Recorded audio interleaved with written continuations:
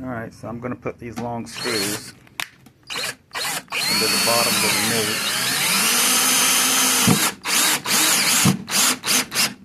so I don't have to worry about the bottom and the nute coming apart when I'm moving them.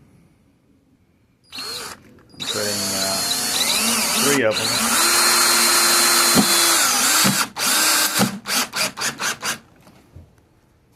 Putting 3 of them in.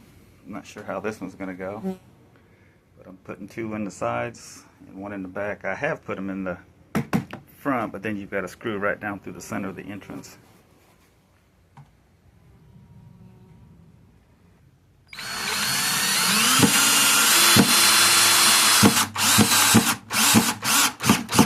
That is amazing. It doesn't split the wood, but I pre-drill it some, so that's probably helping. Alright, I hope you enjoy.